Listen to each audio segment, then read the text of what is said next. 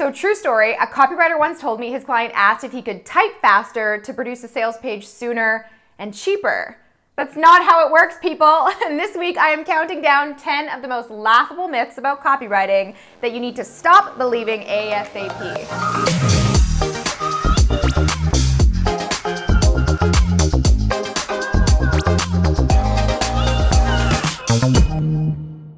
Hey guys, it's Alex. I'm really glad you're here with me this week as I expose 10 of the most eye-rolling myths about copywriting. And be sure to stick around because at the end of this video, I will share my biggest tip of all to get started copywriting. Now, I've had my copywriting business for about 8 years now, and it's one of the best decisions I have ever made for myself, something that would never have happened if I didn't jump at the opportunity to move halfway across the world instead of going to law school, which was the original plan.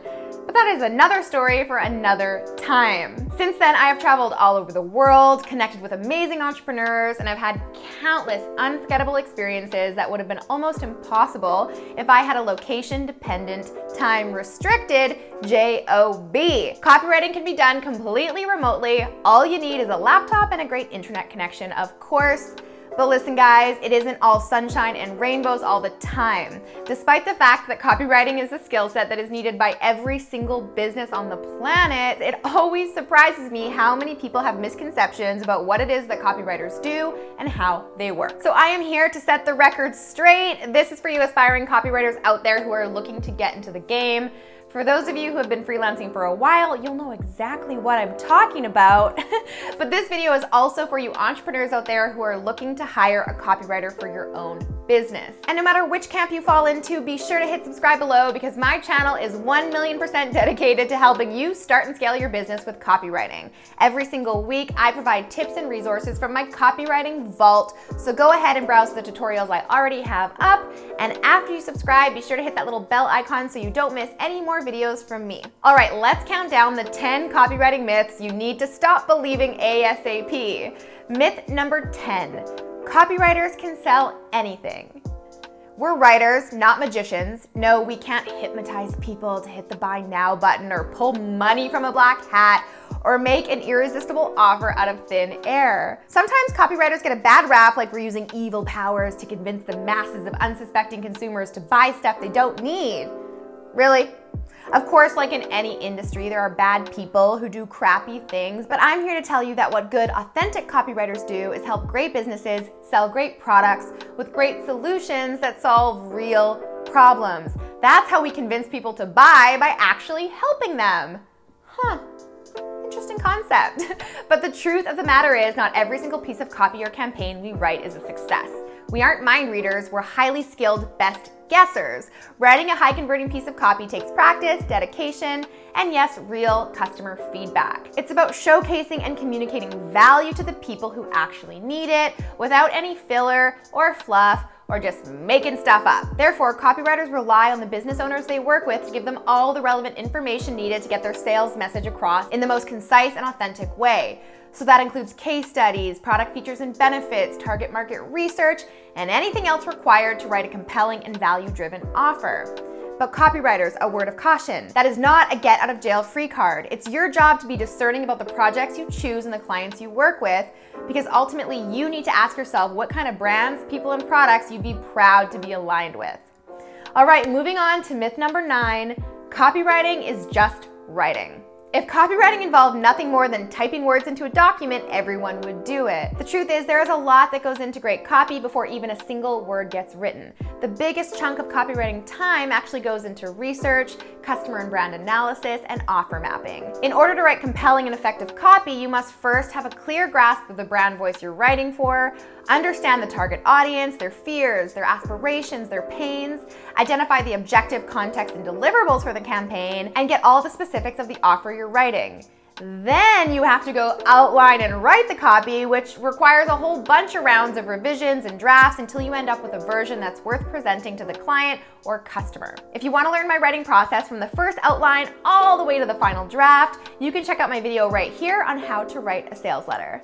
All right, let's move on to myth number 8, copywriting price equals word count. So after myth number 9, it's probably no surprise to you that what you charge for copywriting has nothing to do with word count. While charging by the word is a common practice for articles and blog posts, it is not the same for copywriting. Every piece of copy needs to go through the planning process I just mentioned, and the shorter it is, the longer it takes to write.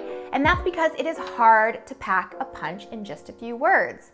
Think about it. What's harder, describing yourself in one sentence or getting 5 minutes to ramble on and on about yourself? How long do you spend writing the perfect tweet compared to that heated Facebook rant? There's a reason why short copy pieces like headlines, ads, and calls to action have the biggest measurable results when they are split tested. These words have the biggest impact on your conversions, which is why I like to say the right phrase pays. But it's also why you can absolutely not price or pay for copy based on word count. Even Blaise Pascal, the French mathematician and philosopher, famously said, "If I had more time, I would have written a shorter letter." So with that, moving right along to myth number 7, copywriting is blogging. Copywriting isn't just writing, and writing isn't only blogging. I know, it can be confusing, so let's nip this in the bud, shall we? There is one major difference between copywriting and other forms of writing, such as journalism, blogging, and creative writing. While we are all indeed in the same business of capturing and holding attention, the purpose of copywriting is to create a singular conversion, or in other words, to activate a most wanted response, such as a click, a sign up, or a sale. So this might be copy for an ad or a webinar script or a sales letter or a video sales letter or an email. Blogging and other forms of content writing are still very important in business though, for creating rapport, adding value, and starting conversations. So for a quick breakdown on these two commonly mixed up types of writing, check out my video on the 3 differences between content writing and copywriting right here. All right, let's expose another myth, shall we? Myth number 6, editing copy is easier than writing it. Not enough writers talk about this one. I cannot tell you the number of times I've received messages like, "Hey Alex, can you just take a look at my existing copy and inject some marketing lingo into it?" Or, "Hey, I've already written the copy, but can you just review it and make sure it sounds okay?" Or, "Hey Alex, do you mind glossing over my sales page to make sure it hits on all the points in your hot offer checklist?" Guys, editing work is hard work. It's why I charge $500 for a simple copy critique before I even start writing or editing. When a copywriter is asked to spruce up a page that requires extensive editing and refining, it's like asking an interior designer to reorganize a room using whatever mess of furniture is already in there. Every interior designer will tell you they prefer to have a blank slate to work their magic, and the same goes for us writers. So unless your copy was previously written by another great copywriter and really does only need simple optimizing, editing takes a lot of time to review, understand, process, and restructure before the rewriting even starts. So copywriters, be sure to review the copy you're being asked to edit before you set your fee.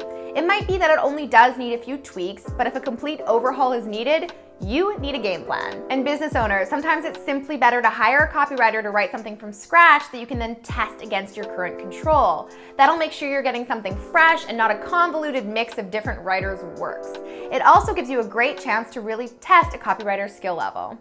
All right, we're halfway there, guys. Copywriting myth number 5, copywriters only work in advertising. So copywriting has definitely been glamorized lately by the world of advertising in shows like Mad Men, but it's needed by more than just big name brands looking to come up with a catchy slogan or an award-winning Super Bowl campaign. The truth is, we are needed everywhere. There are many copywriters who work directly with small businesses or specialize in mediums like email marketing or brand storytelling. So copywriters, get really clear on what type of copy you want to write and look for brands and businesses that use that medium and therefore have a need for your work. And for business owners looking to hire a copywriter, remember to specify the type of copy you need and ask for relevant samples to attract the right writer for your project. Okay, moving along to myth number 4, copywriters need to write in English. You guys, I get asked all the time if someone who doesn't speak English can be a copywriter, to which I say, of course, just not in English. You're gonna have a hard time finding clients to pay you for writing anything if you can't effectively communicate with them. But here is the good news. Copywriting is needed by businesses all over the world in every language in the world. 80% of people speak a language other than English, and millions of businesses around the world are catering to those audiences. So if you don't speak or write nearly perfect English, you can start your copywriting business in your mother tongue. The exact same tactics apply, so take what you learn and use it in whatever language you speak. I know excellent copywriters who write in Spanish, French, Malay, and the list goes on. Cool, right? Okay, so next up, myth number 3, copywriters need a formal writing degree. But Alex, I never learned writing in school. Cool, neither did I. In fact, I went to business school and stayed as far away from literature and English writing classes as I could because ironically, I hated those classes. Not because I didn't enjoy writing, but because I didn't like the subjectivity of it all and struggled to get straight A's in those classes. Maybe that's why I like copywriting so much. You get immediate and objective feedback from your audience on how well your copy converts, so you can continually learn and improve. Makes perfect sense. Some of the best copywriters I know actually come from unrelated backgrounds, like computer programming. Formally trained writers often have a really hard time grasping copywriting because they have to unlearn all of those proper writing habits and knowledge they have around, I don't know, how to write a white paper or a Shakespearean play. To be a copywriter, all you need is a flair for the written word, empathy, and a passion for marketing. And of course, you need to be fluent in the language you're writing in. But you do not need to be a perfect speller. Actually, copywriters are sometimes the worst spellers, not because we don't know how to spell, but because we're often moving so quickly in our creative brains that we just don't pay attention to those tiny little details that a proofreader can just fix later anyway. Copywriting is more about those broad strokes and the linking together of strategic and persuasive ideas, not the minutia grammar or spelling. So guys, I really do love it when you respond to my emails or comment below my videos and tell me about my typos. I'm the first to admit that I really need help proofreading, so thank you. And when writing, remember the average audience responds to copy written on a 7th or 8th grade level. So keep it simple and persuasive. And for more super helpful tricks on how to train your copywriting brain, check out my video on 5 copywriting exercises right here. All right, we're getting closer to the top of the list. Copywriting myth number 2. Copywriting can be fully automated. So you just take a bunch of powerful words and phrases and you slap them on a template and you call it a day, right? No. Sales and direct response copywriting is still human and rooted in real life emotions like connection, empathy, and belonging. So hear this.